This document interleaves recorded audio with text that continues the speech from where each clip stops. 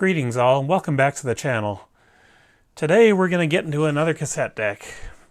We're finally going to get around to checking out this Denon DR-M3 three-head machine and hopefully get it all sorted out.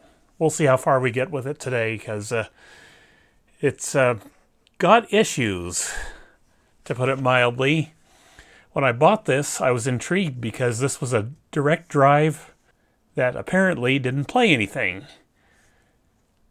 Listing said all it did was shut off and do nothing, so first thing I did when I got it is, I'll admit to firing it up as soon as I got it, and sure enough, the listing was right. It doesn't play.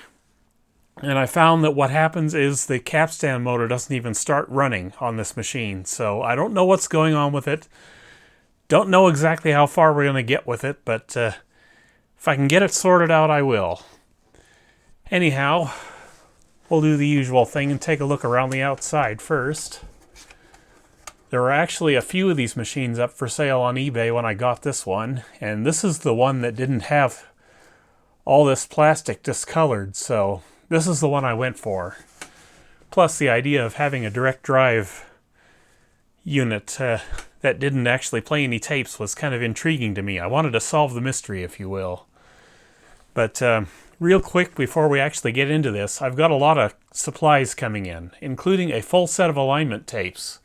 So hopefully my grandparents' Sony Teac K-45 will get its full alignment done fairly soon, and new idler, and yeah, I'm hoping for a good result on that one. Actually, I'm kind of thinking I want to buy new trim pots for the inside as well, because they're all corroded and nasty and stuff, and I don't know if I can bring them back around or not, but that's neither here nor there. I'm waiting on a full set of deck tech belts for literally everything that's on the shelf right now, and included in that is the one for my grandparents' tape deck, so gotta wait for that to get here to work on that guy again. So for now, we're gonna work on this one and just sort of have a look around first. And yeah, cosmetically it's pretty good.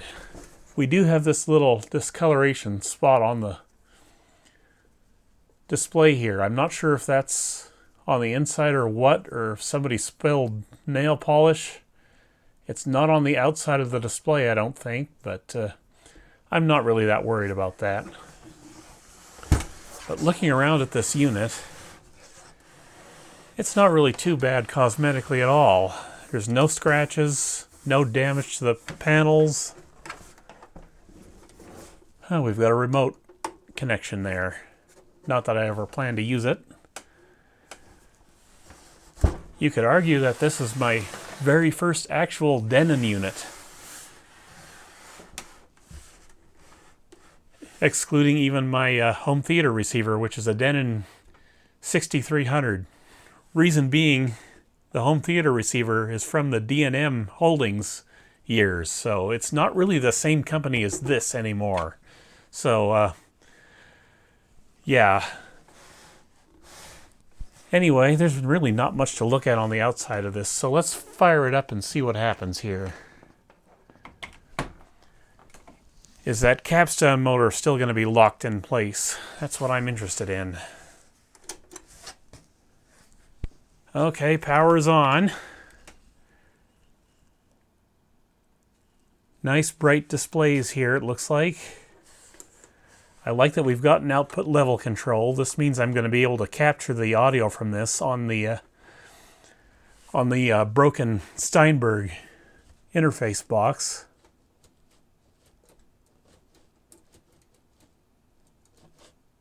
Might have some dirty controls here. No, maybe not. It's doing okay.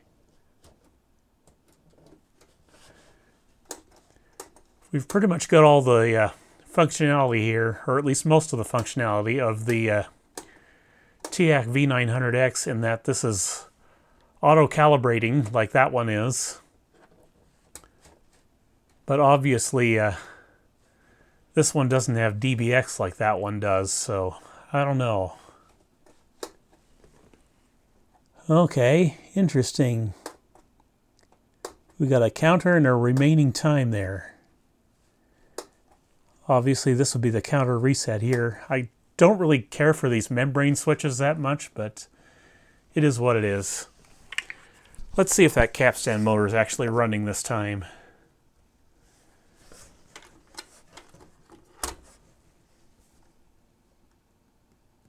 Oh, actually it is running.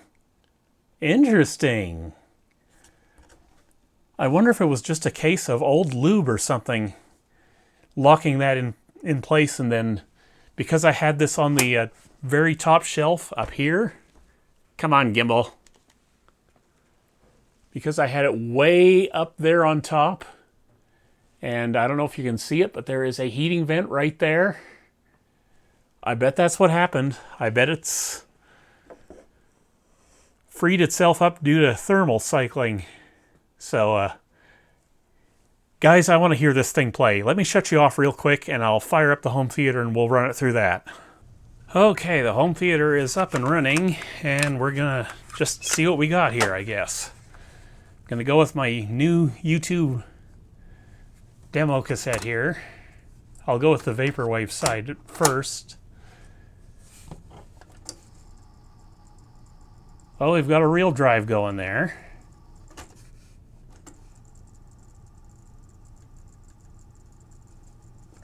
Seems fairly quiet.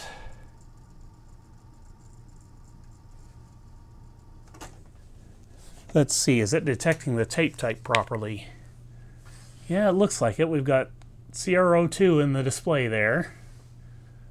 So it's auto-detected that properly. So let me bring it down here, and we'll just hit play and see what happens.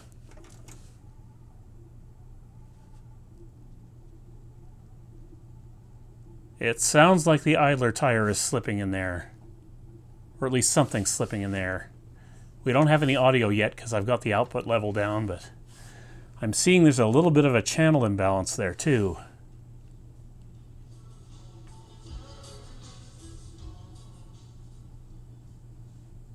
Okay, now we're between tracks.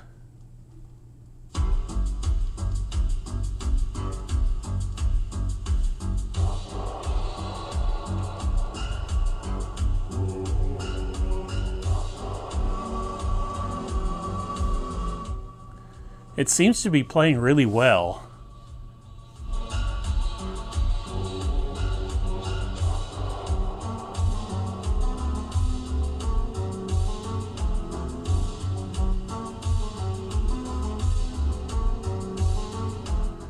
I'm not sure that it's got the low end that I've come to really enjoy out of my Sony decks, or even the Pioneer CT F-900, but it sounds really flat, actually, which is not a bad thing.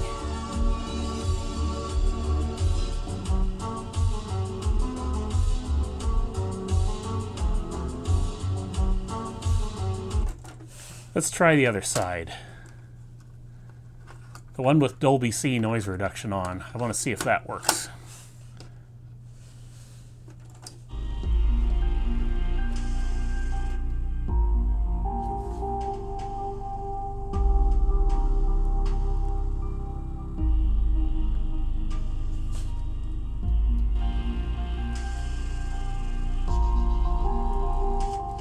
I don't know how much of that distortion is actually in the track itself, or if it's actually in the deck itself.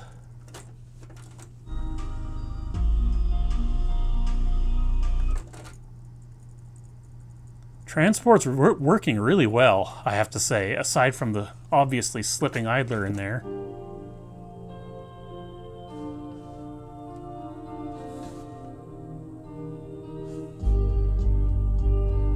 Yeah, I'm not loving Dolby on this one. Of course, we haven't cleaned the heads yet either, so...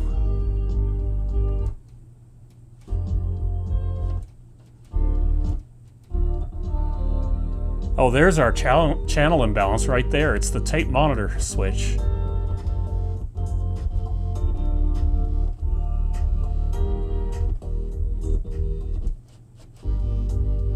I bet you if I clean this up, it'll come right back around.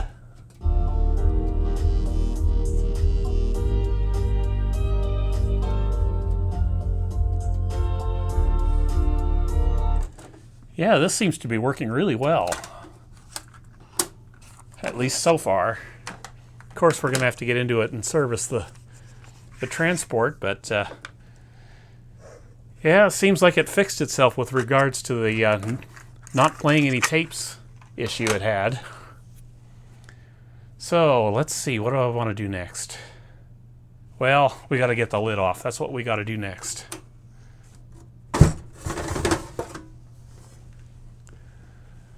Okay, first things first, someone's been in here before. Check out all these labels down in there. This has been serviced. I don't know how recently, but it's been serviced. They left little notes on which connectors go where and all that stuff. Got another one up here as well. So I'm going to try not to disturb those as I get this transport out to work on it. Now I don't suppose I can get a look at the motor board on this thing.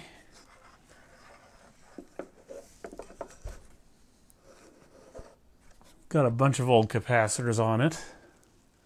I don't know if I've got those, but I'd like to replace them, if I do have them.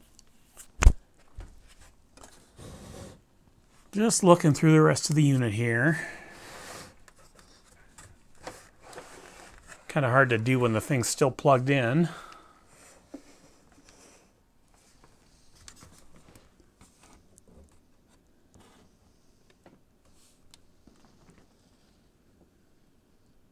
I'm not seeing any obviously problematic capacitors. Doesn't mean there aren't any, of course. It's really dirty down in there. At least down in that part of it.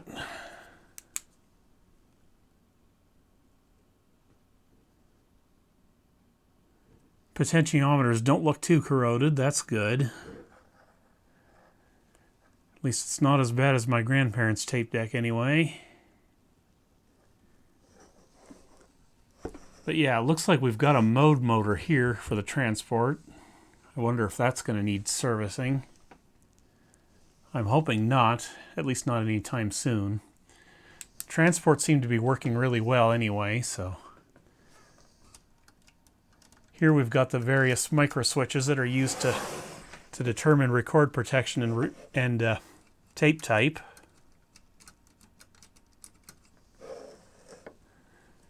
But yeah,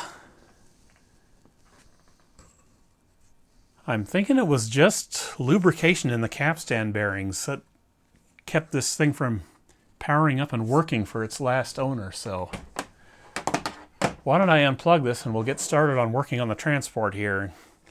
Get her all cleaned up and serviced and see what happens. Okay, so let's see if we can get into this. I'm trying to figure out exactly how this comes apart, and from what it looks like the entire front face has to come off, and then this metal bracket up top has to come off before we can get the transport out. So let's get started. There's our speed adjustment right there for dialing in the speed of the machine. We've got a total of 5 capacitors here I'm going to have to see if I've got replacements for, because I really would like to go back in with new parts on this. Let's see, what values do we have here? 10 microfarads, 16 volts. This one's 4.7 volts. What's this middle one? Well, it's 85 degrees, I'll tell you that right now. 4.7, 35 volts. And what are these two in back here?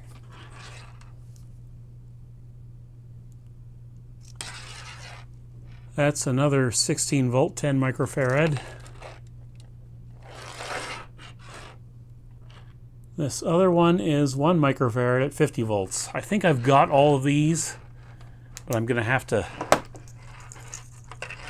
go on a capacitor hunt and make sure I do have those. Okay, I would like to get a look at the head quality.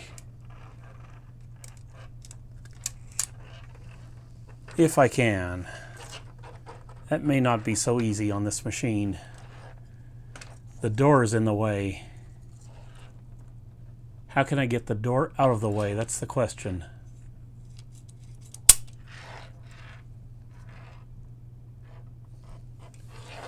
I see something questionable in there. I don't know if you can see it or not. Let me get you a better look-see. Looks like there's some kind of crust or something. I wonder if that's a piece of the... Yeah, that's a piece of this thing right up here, this circuit board. It broke off and found its way onto that wheel down there. Wonderful. I bought a new toy I'm fixing to show you, so that's why I'm kind of doing this. So, off with that plate. I'll just set it aside here along with its screws. Now, does the door come off now?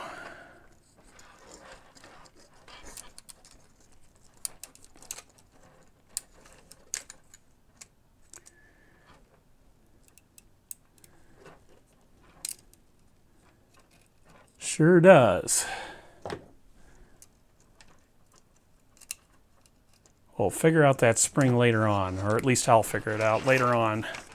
Now we've got access to the heads. I'm going to shut you off real quick, get the batteries changed in my field recorder, and I'll show you my new toy. Alright, so this here is my new toy. It is a quote-unquote microscope.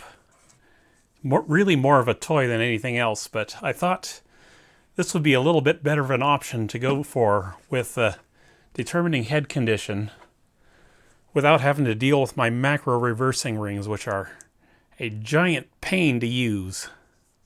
Let's see, is this thing turned on? It is now. And I'm going to use my other phone to do this because my main phone is busy recording right now. Yes, it should be shooting right now, so let me see if I can get a good look-see at these heads. I'm not expecting this to be lab grade or anything like that, but I can't even tell what I'm looking at here. Focus!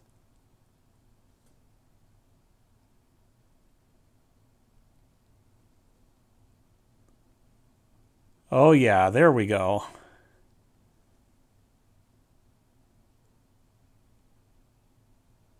Yeah, there might be a little bit more wear there than I like. Right now we're looking at, I believe, the record head, because that's first in the playback chain, or in the transport chain. So yeah, this might not be the best recorder that I own, which is kind of disappointing. Let me turn this around so I can get to the buttons on the microscope. Okay, where are we again?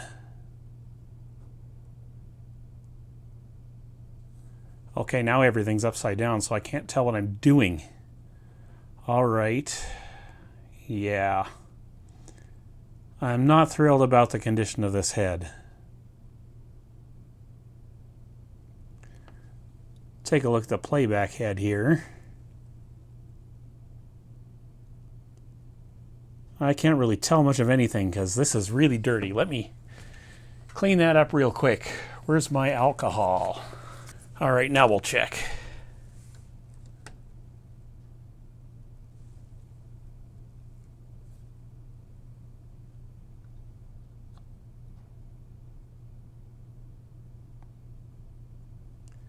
Yeah, those gaps really don't look that good to me. Doesn't seem to be a lot of pitting on the metal, though. So we'll just have to see how well this records later, because I have my doubts that it's ever going to be really good.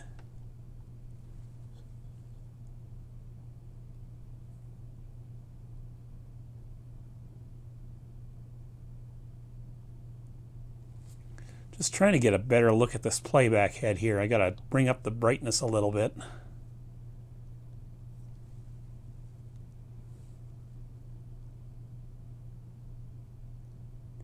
Yeah, playback head is in decent shape.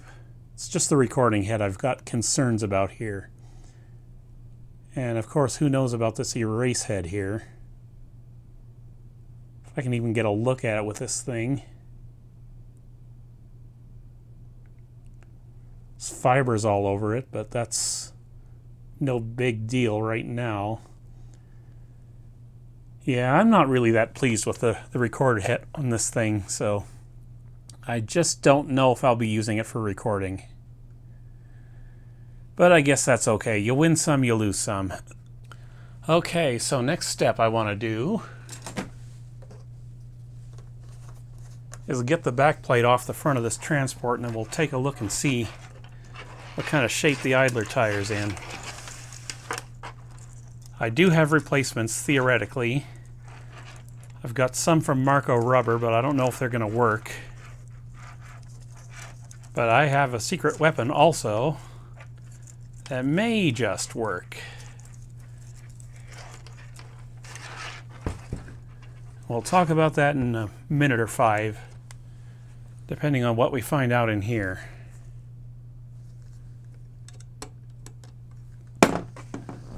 I'm going to get my other new screwdriver here. The fancy little purple one.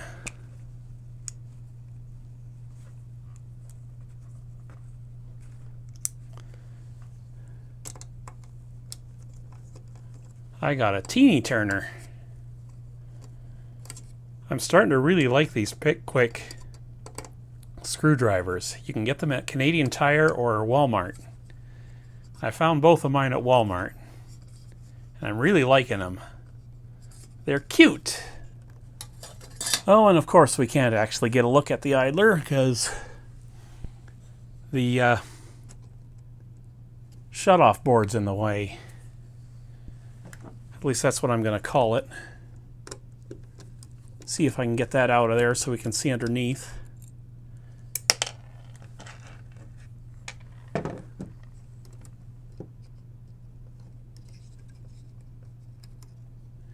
Yes, we can. And I'll just put that whole assembly off to the side. All right, need my dental picks if I can find them.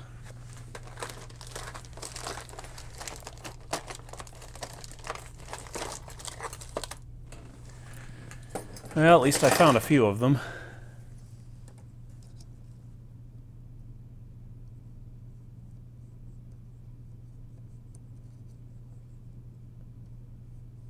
Idler actually doesn't feel bad to me. I might go ahead and replace on it anyway, but we'll see. There must be an easier way to get access to this.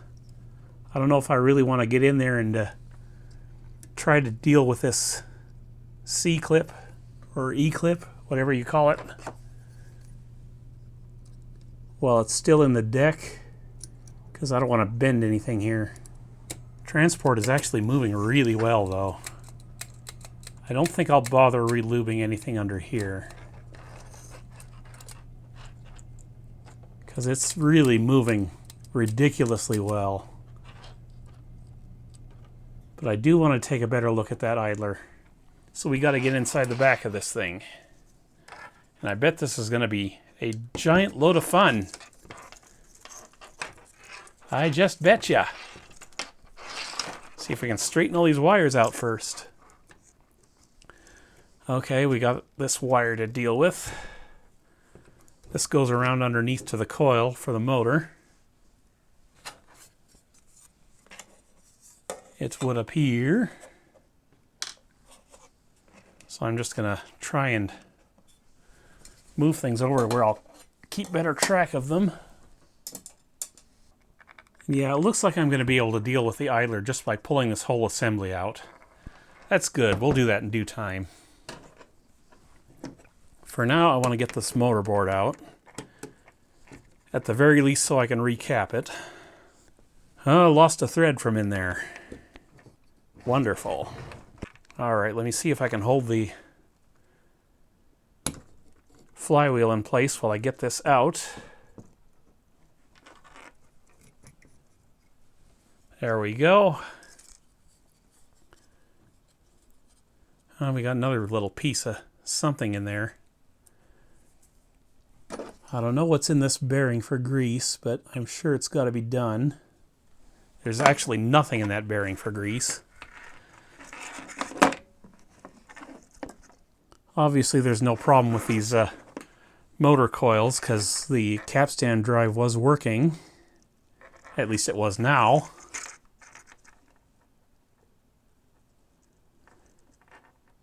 It's probably worth firing up my little toy again just so I can have a look at all these solder joints here. I see a few that might be a little questionable.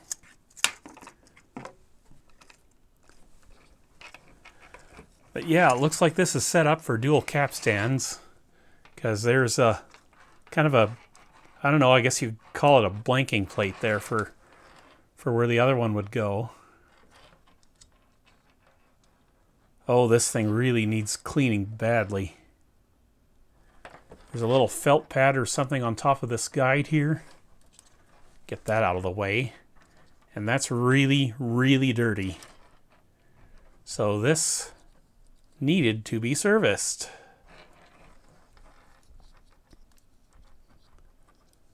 Like I said, I don't know how far I'll go with it today, but it just depends on how well I feel it's lubricated now. Let me see, what do I need to do to get the capstan flywheel out of there, because that needs to come off. We do have an oil keeper up front. I'm just going to put that off to the side there. And I will extract the capstan, because we're going to be lubing that for sure. And I'm just going to put that there along with the oil keeper. Let's see, what all do we have to do to get further into this? I could remove this board with this coil just so I could see what's going on underneath there. And I think I will. Coil is loose. I can put that off to the side along with its screws.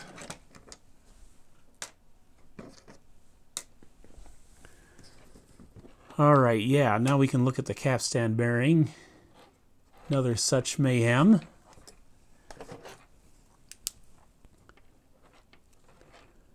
I don't see too many of these little plastic traces between the molding points broken off. Or broken, I should say.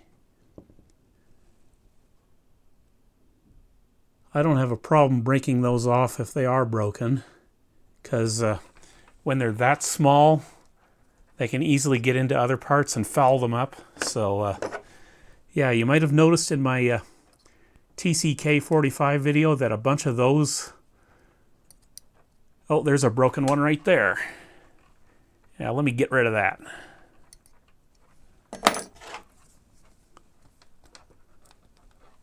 But yeah, the Sony Teac V-900X had a bunch of these broken as well, but in that machine I'm not too worried about it because they're much thicker in that machine, but in these I kind of want to get rid of these if they're broken.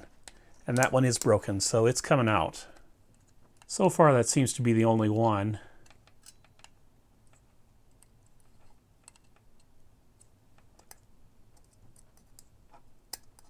Oh, nope, we got another one right there. Right up in here. I don't really see much in the way of moving parts that'll be problematic, but yeah, we might as well get further into this. I'll put the motorboard aside. We'll deal with those capacitors as time goes by.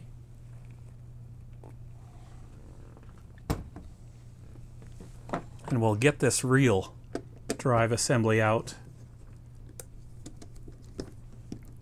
I want to have a real close look at this idler and probably replace it.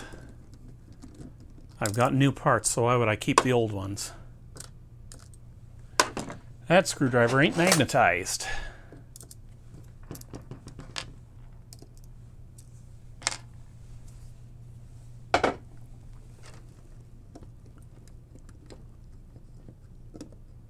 And yes, out comes the real motor. Pulley looks like it needs a bit of a cleaning, but that's fine.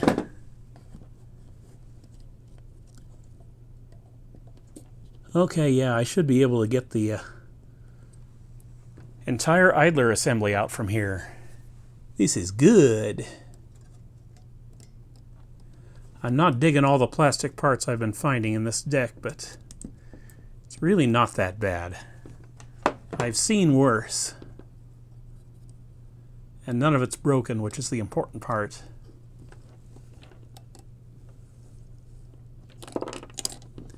That just fell right out. Terrific. So hopefully I can figure out exactly how this goes back in. Yeah, I think it just sits down there into this little socket. So yeah, it should be easy to lubricate this and all that. And yeah, this is cracked and hard and it needs to go. Well, it's not real bad. It's not anywhere near as bad as others I've recently worked on, but whatever. All right, idler madness. What are we dealing with here? I get my calipers.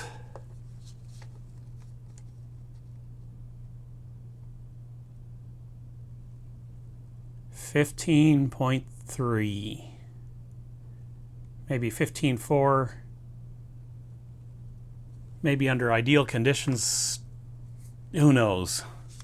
So we're looking for 15.4. Let me check my Marco rubber idlers I got for this thing, because this was the other part of the order that cost me so much friggin' money. I want to see if these are any good for this unit.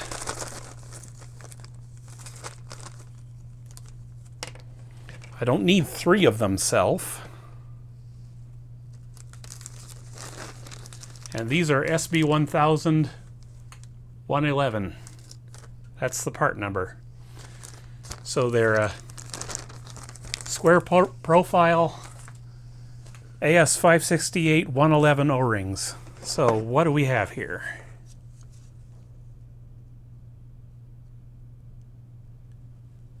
Oh, 15.7. They're actually perfect, I think. We'll have to see once I get the idler, the old idler off, and we can do that without messing with that E-clip. Okay, there's the old one there, and the new one's down there.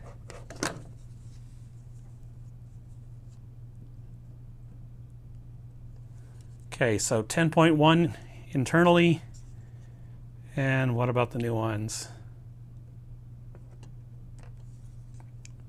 10.6. I wonder how well this new one will work. Actually, I think these are the exact same O-rings. So I don't know if these are actually correct from a factory standpoint.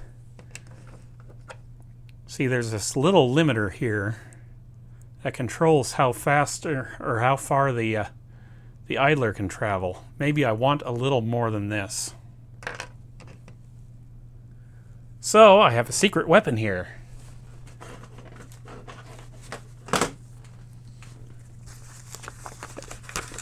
Peter from ASB Custom sent me A, new idler, and B, an insert to pad the idler out to the correct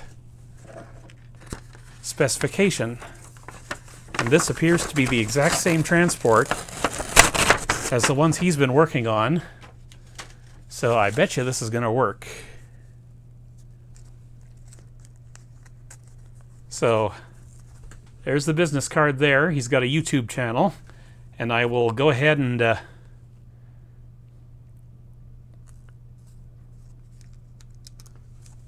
leave a link to his YouTube channel. He does really good work. I find that his method of doing things with these cassette decks is in much greater detail than a lot of other channels I've been working on, at least from a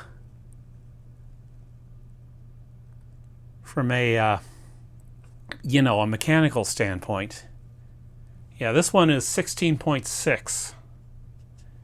And with his insert, it's 10.2. So yeah, this ought to be perfect for this machine, actually. I believe he mentioned he was going to be 3D printing these and then putting them up for sale on eBay, these little inserts here. So I like this idler. I'm going to use it, because I know this is the same transport as he's been dealing with. Okay, there's the spring. We'll pull that out.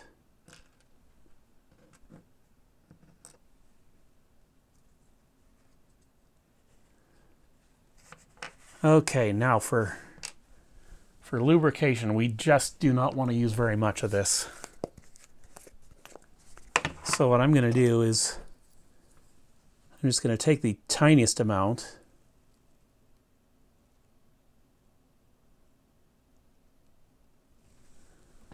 Is that tiny enough for you? I hope so, because I do not want to put any more than that on there. And we're going to just push this through so it pushes the lube in through the hub. That way none of it gets on the felt. And I think that's going to be good. But yeah, clearly it was working with this old idler here, so I think this probably would work as a long-term solution, these 111 O-rings. But yeah, just to keep this working a little better, I'm going to use the ASB custom insert. We'll just gently try and get this wrapped in there. Hopefully without breaking anything. I would hate to do that after he so generously sent me one. All right, it's in. And this ought to be the new O-ring here, because it's bigger than the old one. So I'm just going to use my fingers and just stretch it in place.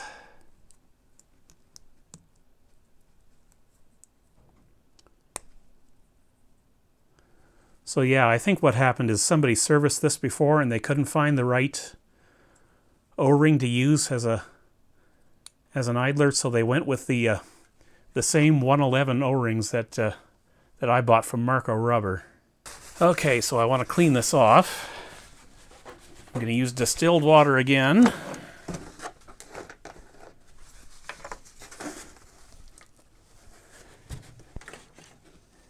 And thanks again to ASB Custom for sending me the new O-ring and the little adapter doohickey that he 3D printed. Come on, fingers, get a grip.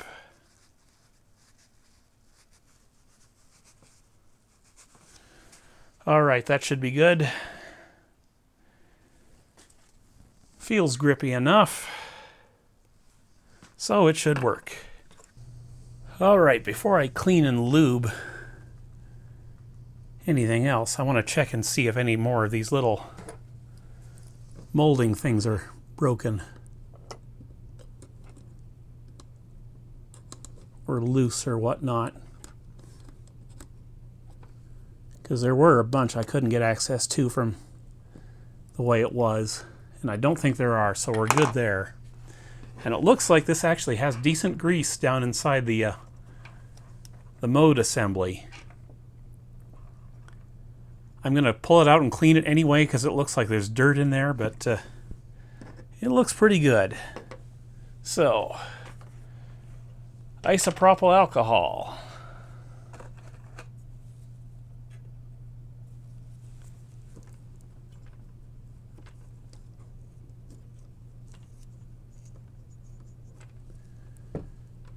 Let's see, what else do I need to clean up while I'm here? Not much, actually. And I have decided to use Molykote for everything now.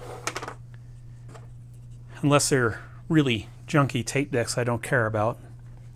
Because I do seem to have quite a lot of the stuff now, so I don't need to be too overly concerned with running out of it. You probably can't see what I'm doing here. Sorry about that. Just lubing things up so that this can go back in. Idler back on. Nicely lubed up. See if I can get this back in the machine now without dropping things. Don't hold your breath on that one. Alright, seems to have gotten back in. See if I can get this little spring back in place here.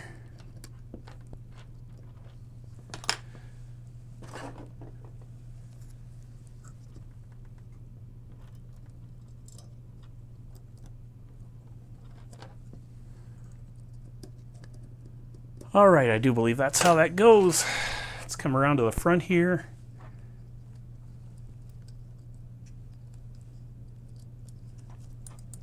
And yeah, it looks like it's going to work pretty well here. Got wires going every which way now. Somebody marked this one. Don't know where the corresponding mark is anymore, but I'm sure we'll find it eventually. Okay, what else do I need to do while I'm under here? Mode motor, capstan. Why don't we do capstan next? Where is mine acetone? And once again, keep your acetone away from plastic. It will melt it. It's no good for plastic.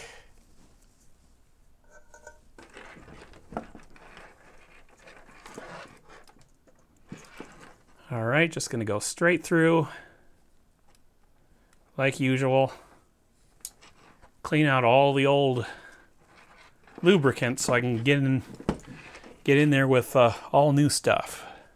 And I'm going to immediately put the acetone away because I don't want to get this stuff anywhere I don't want it. Mode motor is next. There's a potentiometer in here I want to clean too. Has to be done. Okay, this is indexed, so you can't really get this wrong. It's a D potentiometer, so this should be easy to get back in place properly. Let me zoom you back out while I'm at it.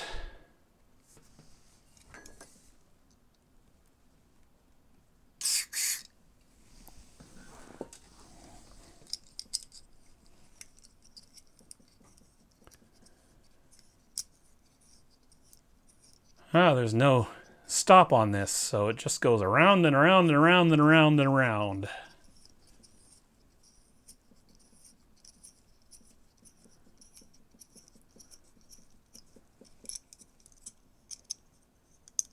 Okay, I'm going to try to leave this little metal bracket on there so I don't have to worry about it. Now, off comes the mode motor, and yeah, there is gunk in there, so we're going to clean this off real good and get new grease going.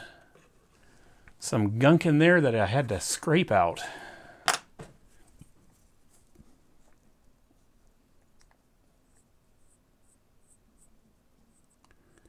I don't think it's too critical to remember exactly what position this motor was in.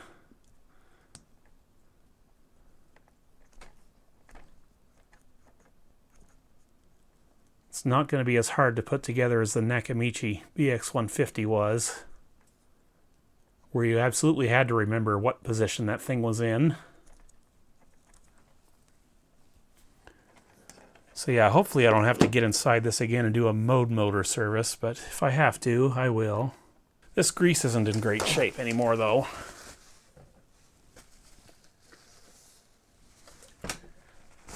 So we're going to do the new grease.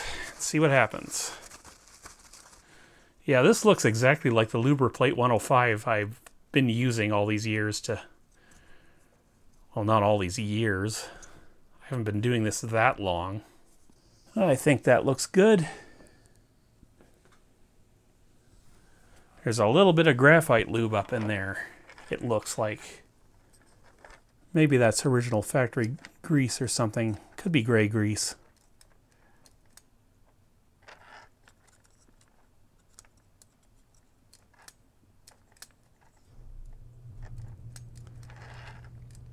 I wonder if this idler is actually catching on the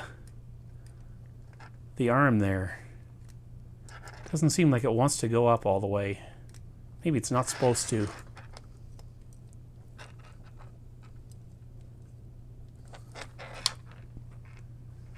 Wonder if I even got that in properly. Oh well, I'm not going to worry about it now. I'm just going to start greasing. Guts to start the greasing. But yeah, I think my collection's at the point now where I don't have to worry about whether or not this thing records well or not, because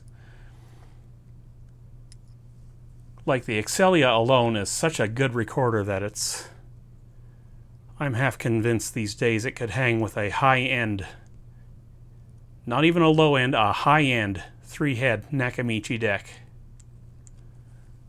It's the only one I've got really that consistently makes me think it's on, or consistently makes me double check whether or not it's on tape or source.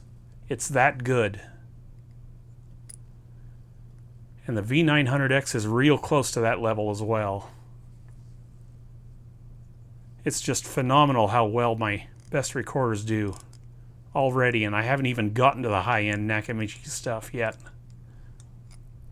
Maybe one day I will.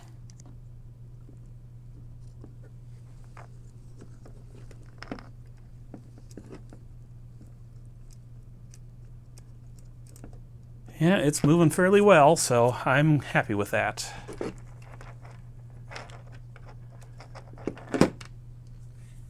All right, so this goes on first.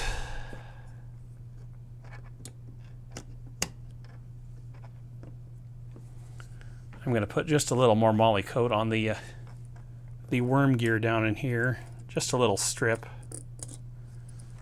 I don't think I need to put on much anymore because most of it's already on the assembly there. Now we just line up the pot here and we just drop it back on.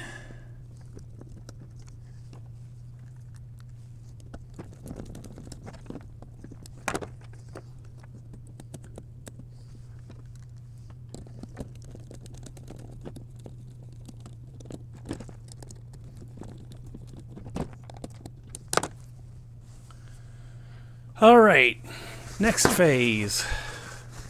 Clean and lube the capstan. And put in new oil and such. And then we'll go ahead and look for the capacitors needed to recap the motor board.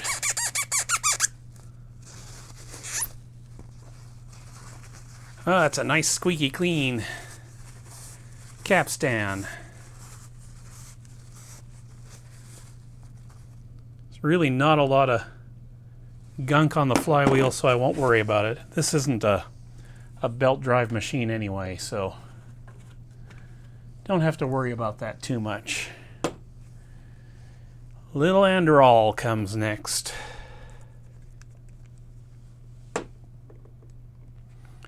Hopefully without me spilling any of it. Alright, where's my favorite dental pick I use for this? Right in front of my face is where it is. Make sure it's clean.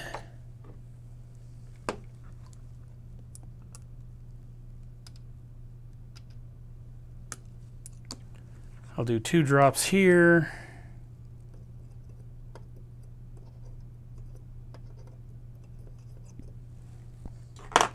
And we'll do 2 drops in the front.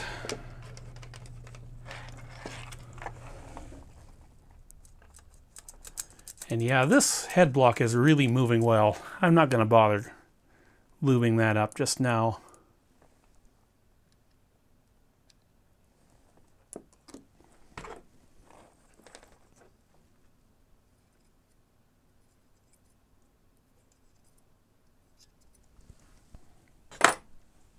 Alrighty, that should do it.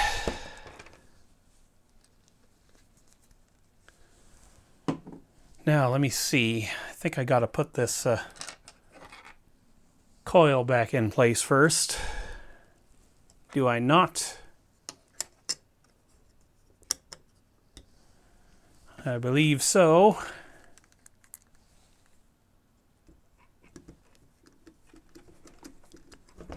And once again, you saw me run the screw backwards so I could catch the thread without stripping it out.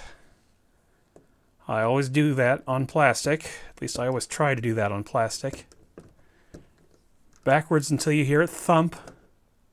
And then you've got the thread. Okay. Those don't have to be real tight, so I won't make them real tight. In with yonder capstan.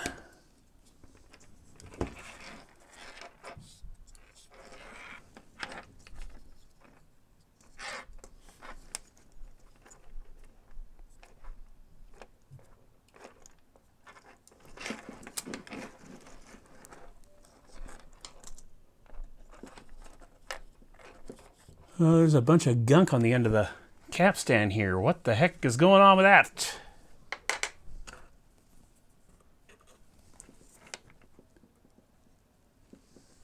Looks like I didn't quite get all the old oil out or something. That's all I can think is going on there.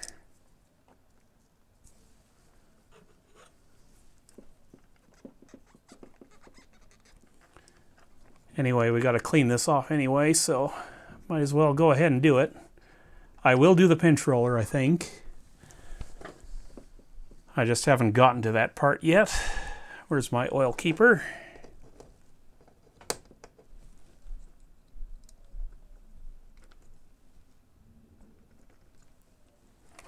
I'll just put that on loose for now.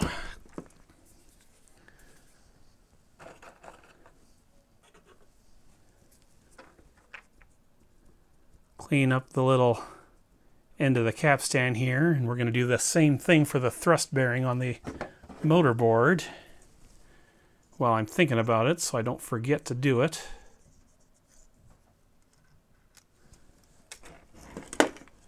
There, that's good enough for me, and there was a lot of crap on there, so good thing we're doing this. Little moly coat on the end of the capstan.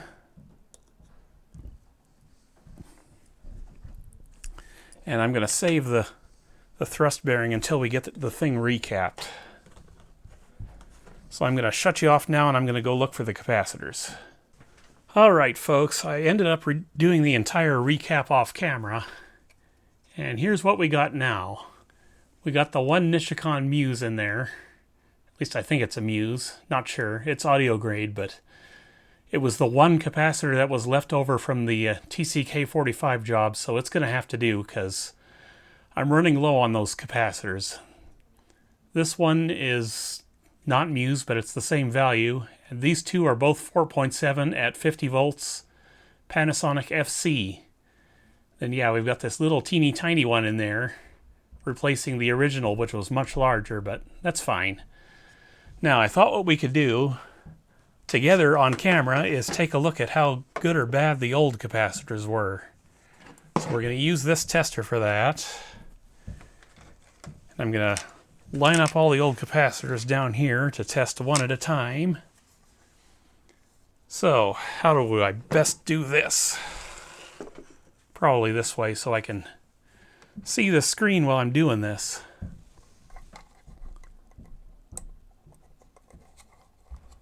Alright, first one. This is 16 volts, 10 microfarads. Let's see what we got.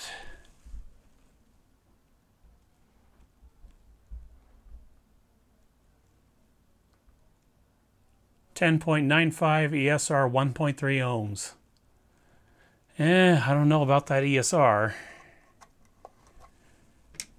Seems kind of high to me. Okay, next one. 35 volts, 4.7.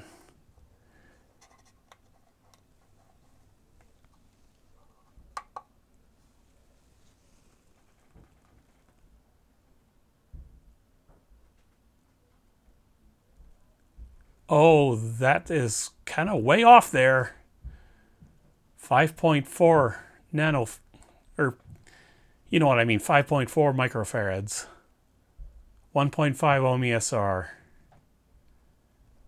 That's kind of out of spec, I think. My brain isn't calculating today, so I'm not exactly sure, but it does seem really high. Okay, next one. What do we got?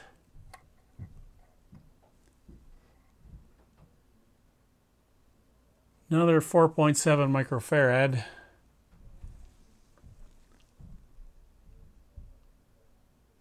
Hold up, wait a minute. That's 47, not 4.7. I'm glad I caught that. Yeah, I'm going to have to go over my footage or something, because I have to put the right value in there. I have the right value, I'm sure of it, but let's test it.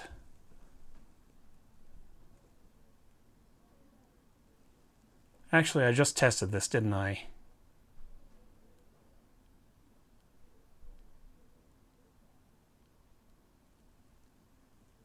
$50 microfarads. No, I didn't test this one. I tested the other one. That one's actually fine.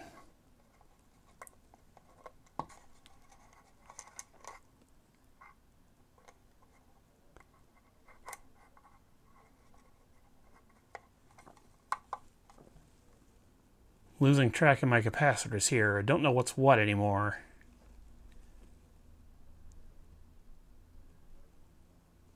That one's not terrible.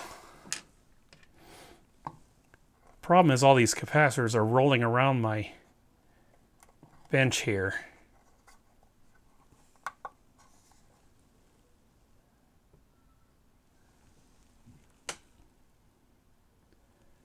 $993 nanofarads. This must be the 1 micro at, yeah, that's what that is. It's fine.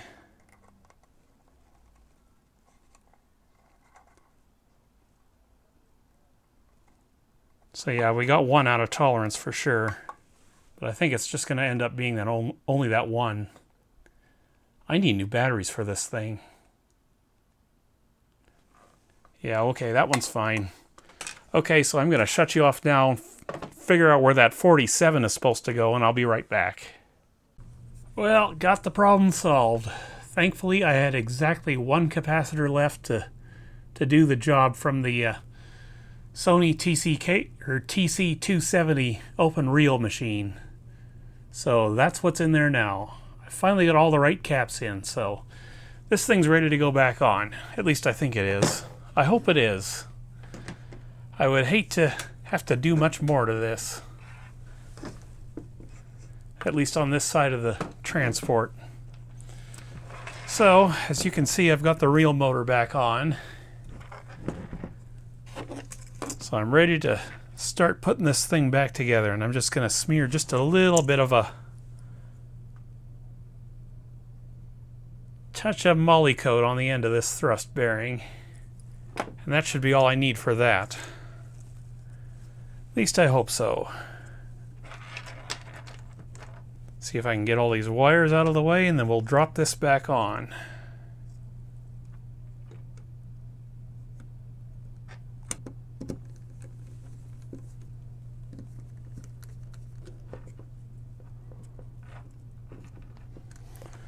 Alright, so we should be good to go there. Let's see how it freewheels. Not real great, but maybe that's the way a direct drive unit is supposed to be. I'm not going to worry about it just now. Alright, let's come around to the top here. We's got more to-dos. Now before I forget what I'm doing here, let me clean the tape path.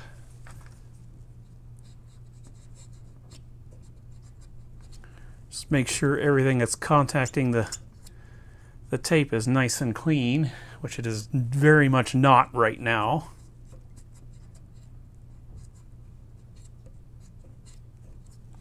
I don't want to take off too much of that felt that's on there, so I'm not going to go any further with that.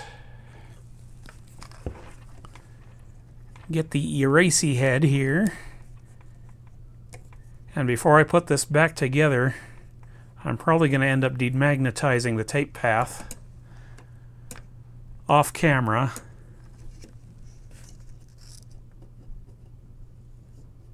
Because it's just easier to do on this particular mechanism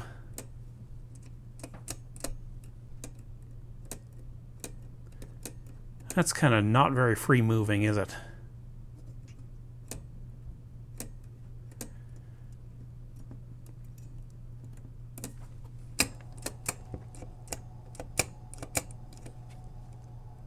I don't know if I like that actually. But yeah, it's easier to do the tape demagnetizing on this machine with the door off, so that's what I'm kind of thinking of doing there.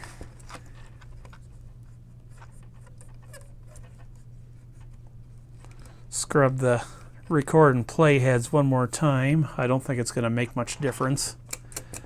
I'm really not feeling too good about this thing's chances of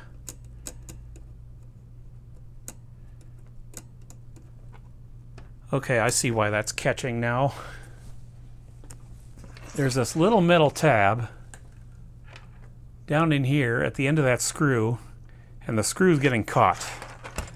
So I'm going to throw a little moly coat in there just to make sure it can move.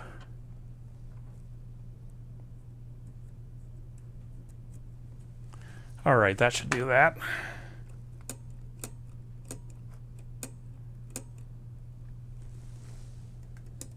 I think it's hitting on the wires too. It's not meant to come down as far as I'm moving it actually. Yeah, it's actually contacting this metal plate down in here that's holding the heads on, and there's nothing I can do about that, so I think that's okay as is now. Let's see, what else can I moly coat while I'm in here?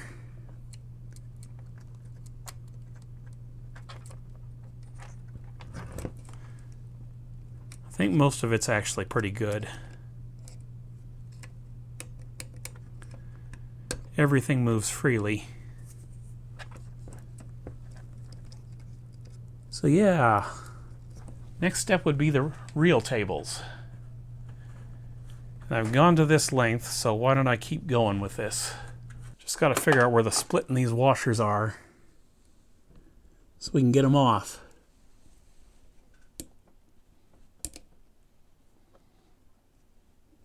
All right, I got one.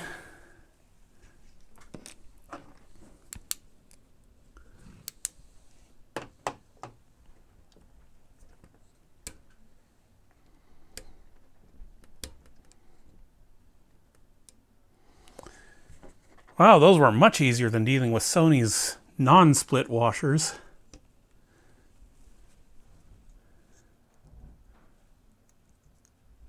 Yeah, this stuff needs to be cleaned up for sure. I'm just going to pull both of them off and sort of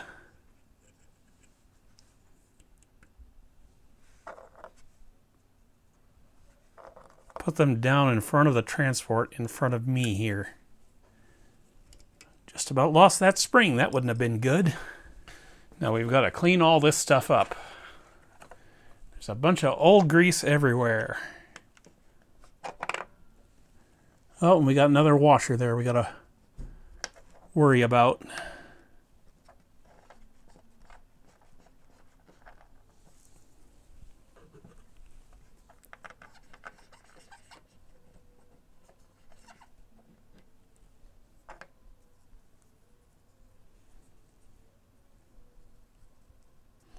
Trying to clean everything up, but it's not the easiest thing to do when you're dropping old greasy parts everywhere.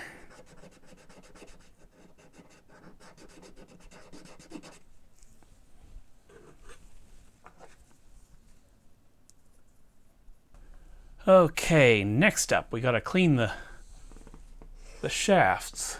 So we'll go up there. And when it comes to lubing these, I'm going to do them the exact same way I did the Excelia and the Carver. Except I'm not going to use a luber plate this time. I'm going to use moly coat. Stuff seems to work well for reel tables. Or rather, the luber plate did, but I've got better stuff now, I think, so... Although luber plate is just fine, really. It's plastic safe. All right. Let's start our molly coat. Just go up the side with a little stripe. It's probably a bit excessive, but whatever. And let me think, how am I going to put this back together?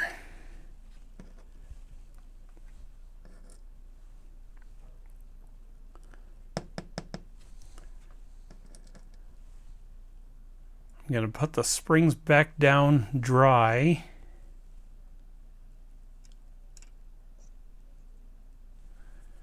And I think what I'll do, let me zoom out so you can see better. So I'm going to take each of these brass discs, I'm going to put just a light smear of moly coat on both sides. I don't know if I need to do that, but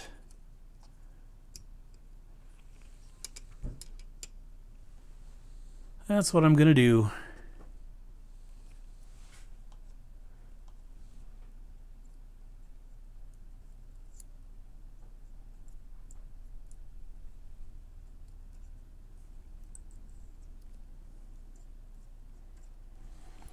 Don't need to be too gung-ho with it, but come on, get on the shaft, you little washer.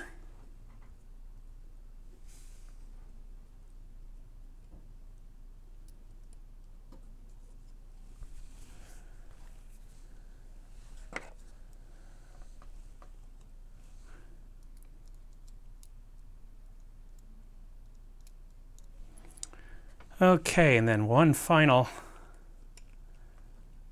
little bit of moly coat there. And oh yes, I've got brakes in the way.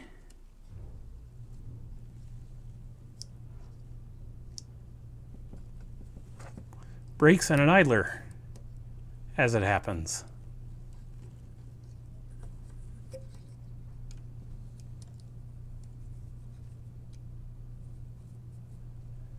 Okay, that seems happy. So, put a little bit more, I said a little bit self, not a lot of bit self. Just put a little bit of moly coat up there for the washers. Don't think it's necessary, but why not?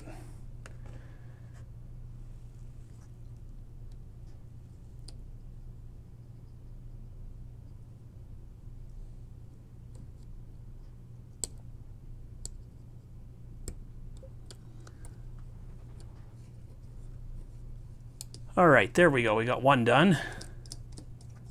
Turning well. Now we'll do the other one.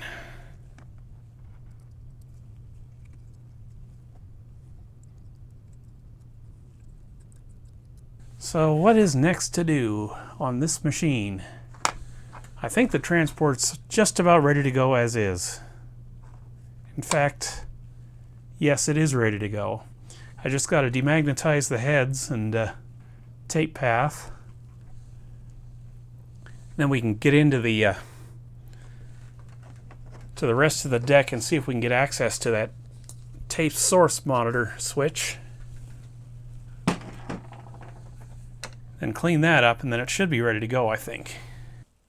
Well, folks, here we are on day 2, and we have a problem. As you can see, I've got the transport back in the machine for now. I wanted to just check it out and see whether or not it was working fine, and it mostly is, except for one little thing. The issue with the capstan motor is back. Let me show you what's going on here. I've got the power on. Let's see if I can get you a good look at the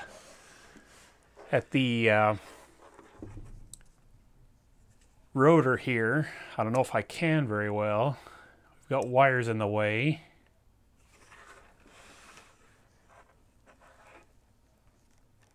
I'm just going to have to hold you, I think. So you can kind of see down in there. It's not spinning right now. Let me show you what's going on here. Keep your eyes on the capstan flywheel. I'm going to get my finger down in here. Hopefully not shocking myself in the process. Let me get a better angle here. And I'm going to push down on this connector down here at the bottom. Watch what happens.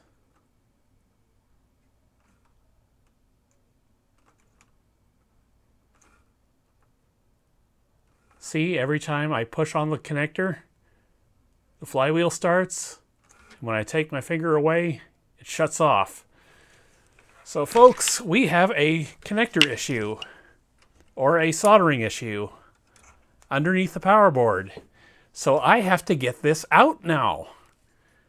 And that means I have to get this riser board out in the middle here in order to do that. And I got to pull the transport one more time. Fun. So yeah, Denon in their infinite wisdom did not give me an access panel for this board, so I can't get to it the way I can on the Teac V-900X. I have to pull that board out. There is an access panel for this board, but yeah, I'm probably going to go through everything now just to check for bad solder joints, and then we'll see what happens. Let me get this board out, and then I'll show you the bottom side of the board and show you what I find. All right, we're looking at the bottom of the power supply board now, and let me show you what I got here. If my light will behave. It has not been. See if I can find it for you here. All right, this right here is the connector we're worried about, and all of these joints are cracked. So I'm going to have to touch all those up. Moreover, I'm going to have to touch up every single solder joint on this board, on every connector. That doesn't look very good. I'll do all the connectors anyway, but yeah, I'm just going to have to go through this board and solder up anything I find that's suspicious. That's what's going on here. This thing has a bad solder joint on the capstan motor drive power supply, so let me get that started and we'll see what happens when it's over. Now, when you get this apart, just fair warning, this riser card is clipped in. There are two clips. There's one down here, and there's one down in here. You have to release those or the board will not come out.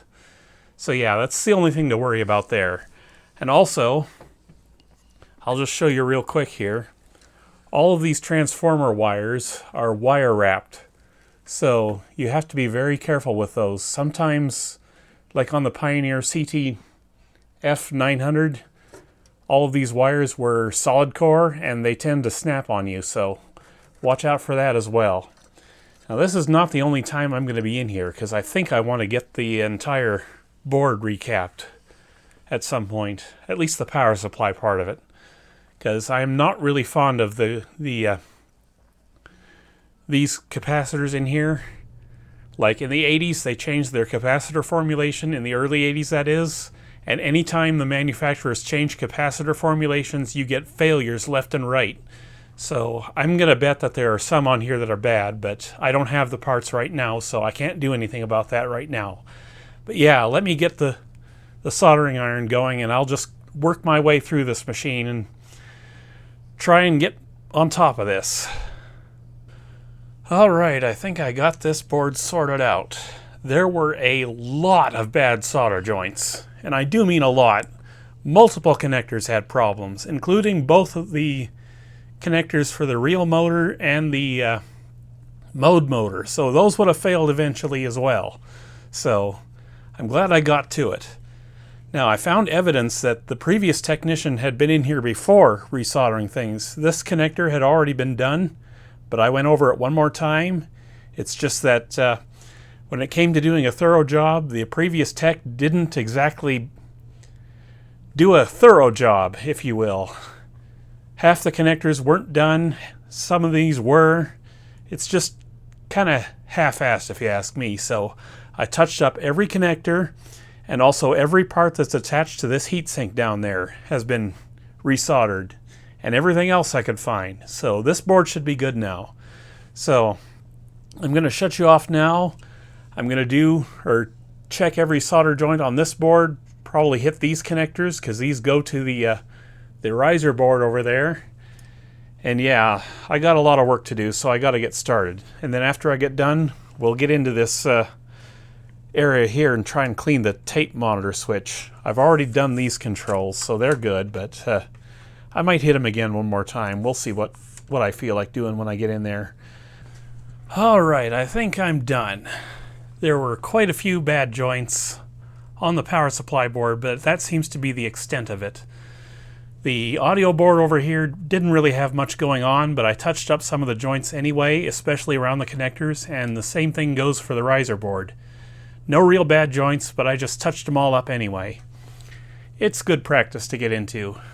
So before we get into this tape monitor switch situation, I just want to power it up real quick and see if any magic smoke comes out of it.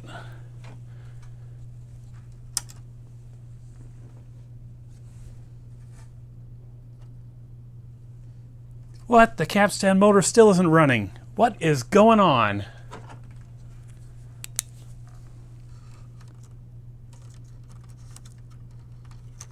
We might have wire issues here.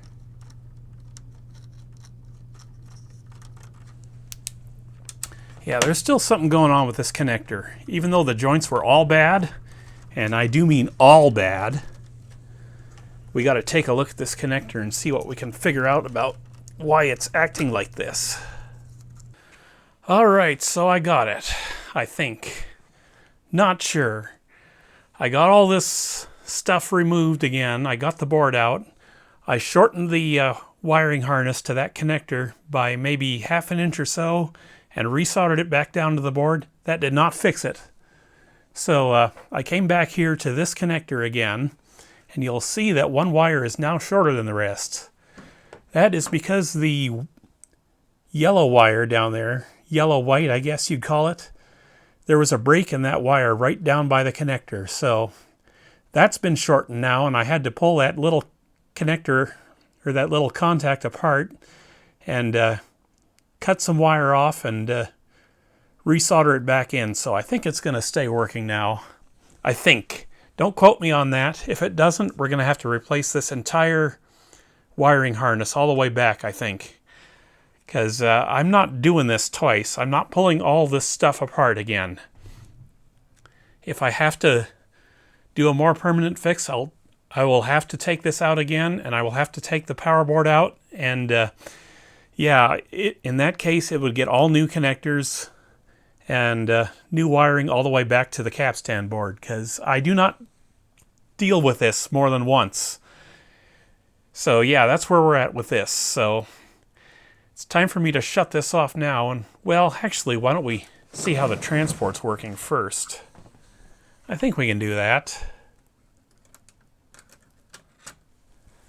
I actually even relocated the ground wire that was back in there. It used to be on that bottom post there, and it's now one post up, because the one post up, that's a machine screw. And I found that the previous monkey who was in here servicing this kind of stripped out all the threads down there, so I want to make sure that it's got a good electrical connection for that ground. So let me get a tape of some sort here. We won't go with Bowie.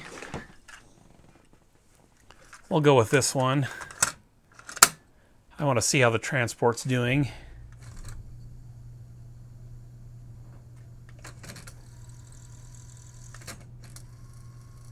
Yeah, it's doing really well.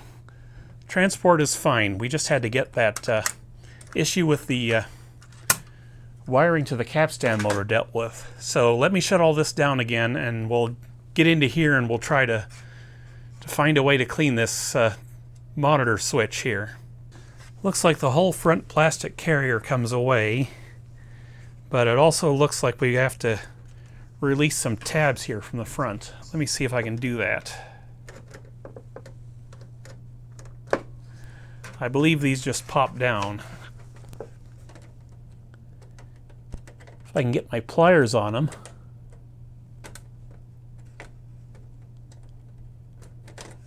Is there something blocking these? Yes, there is. That's why I can't get those off. All right, there's 1, 2, and we got to get this third one here. And the third one falls on the floor, because of course it would. Okay, what else we got going on here? We got to take this little insulator card out from over top of the output level control.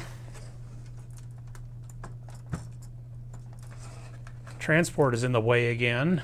Like I want to remove that again.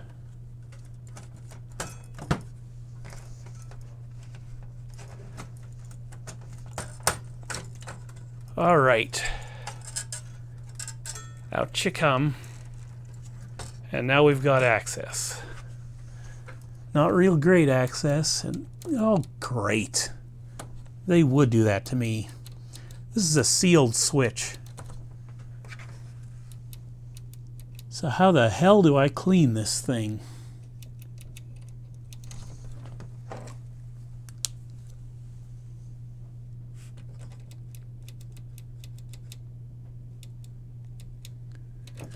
There's a hole up top here. That's for the latching mechanism.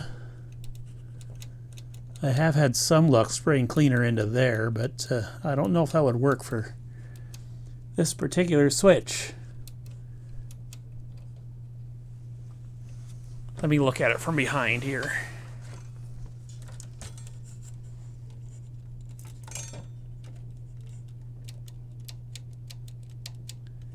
There might be a little hole in the backside as well. I'm going to try and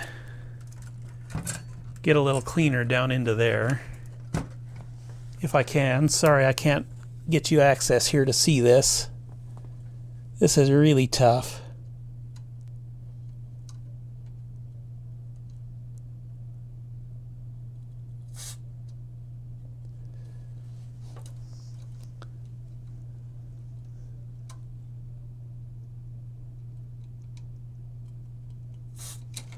I'd like to say I've done worse, but I don't know if I have, actually. So let me set this up out of the way again. If I had an air compressor, I would force some cleaner down into there using air pressure, but I do not have an air compressor. So I does what I can with what I have.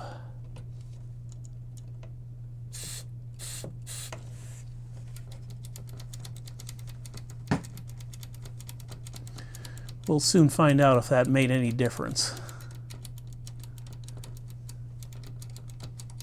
It's possible that switch might come apart if I desolder it and pull it out of there, but it's also possible if I try to do that, it's going to destroy the switch.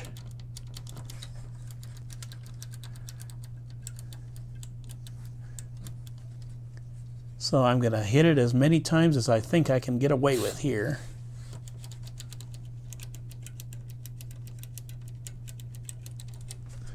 I think I'll try and get it in from the front as well.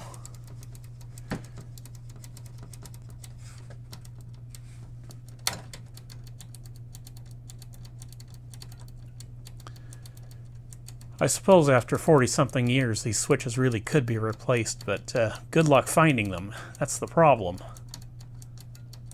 Some of these old switches you can't find replacements for anymore. And yeah, while we're at it,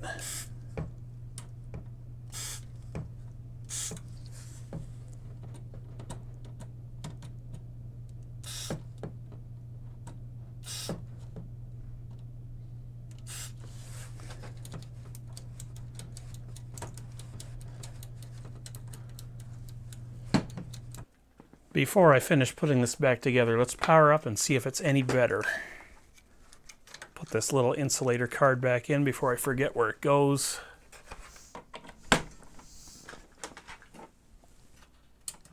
Power on.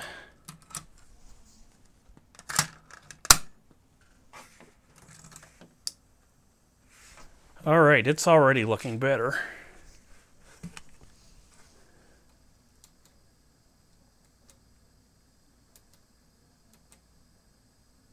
Yeah, I think we got her. Good, because I want to put this back together and be done with it now. So let me do that. I'll try the computer tuning and stuff off camera, I guess. I don't really want to add more to the length of this video, so I'll tell you later if it works or not. How about that?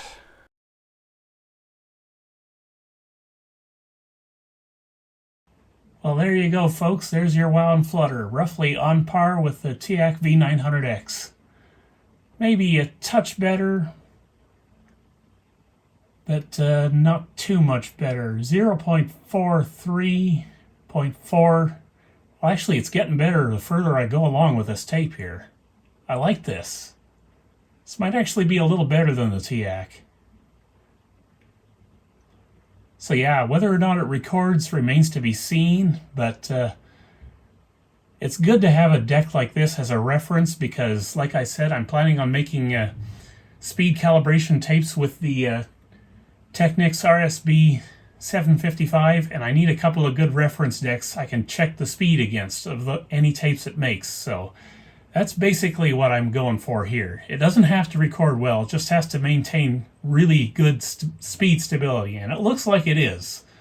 So yeah, let me shut this off now, and I will go ahead and do the record and playback test.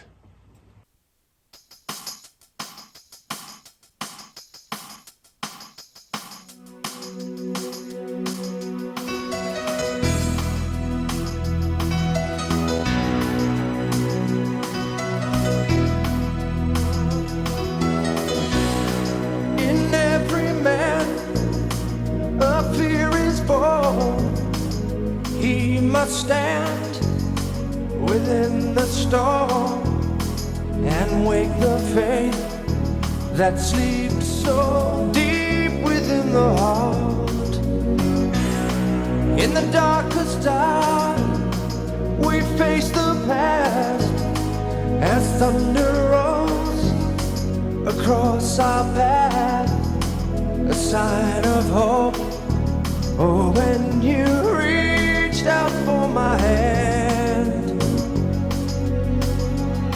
you can always count on me.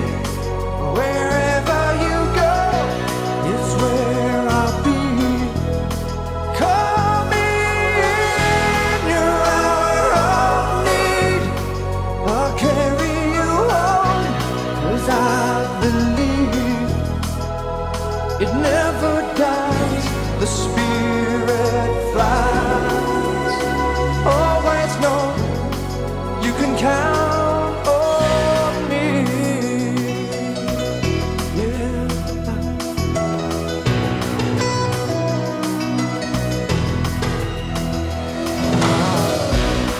There's an open road we travel down to build the soul, bridge the clouds.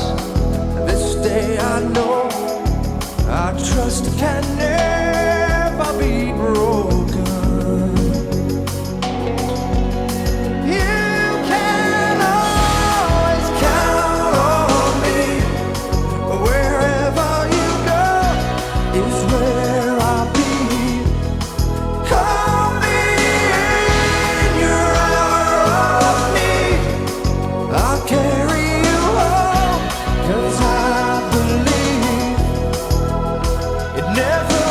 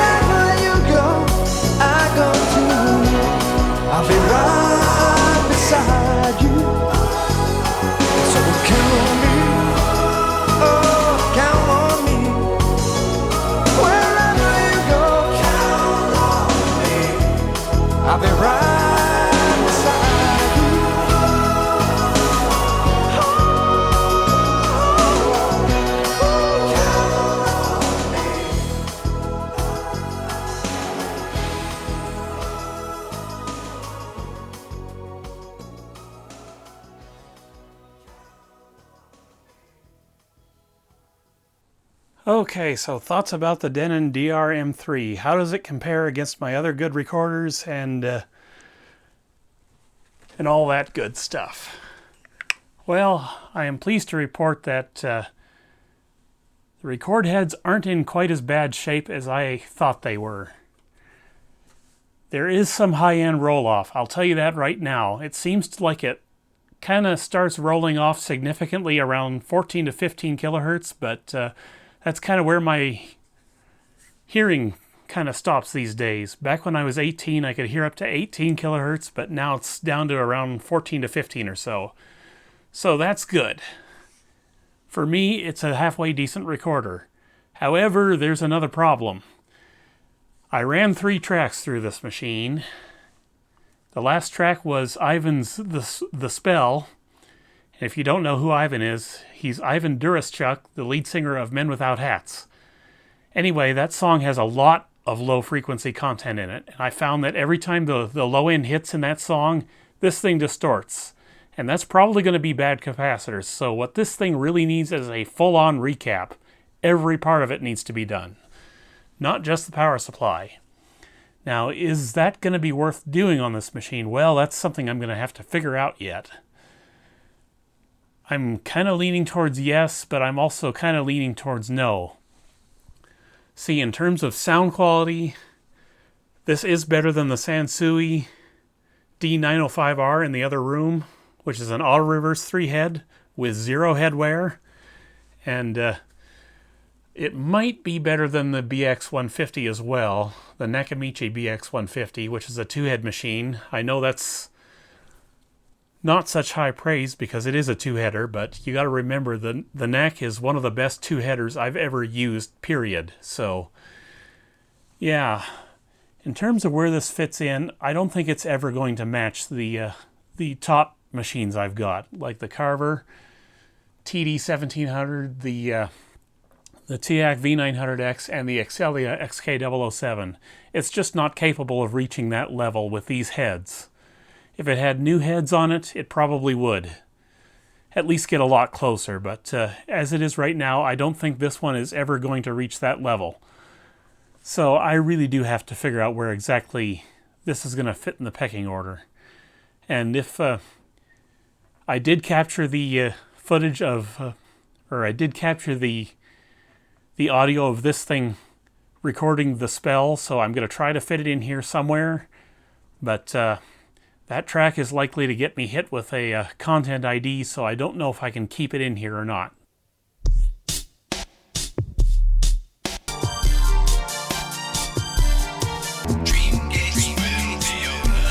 Farther than a world you've never dreamed. But yeah, it's performing really well otherwise. The transport is dead silent. It's really, really performing well in terms of playback and all that, and rewind and fast forward. I can't fault it for anything along those lines. So yeah, that's where we're at with this thing. I think it's maybe number 4 or number 5 in my best recorders, and keep in mind I have not record tested the Technics RSB 755 yet, so who knows where that's going to fit in, but it's probably going to be above that machine because the recording amplifier in the Technics deck is known to be compromised from the factory. So yeah, that's where we're at with that. So if I can stop saying so long and so often. So that's going to be it for today, guys. I'll see you next time. Take care.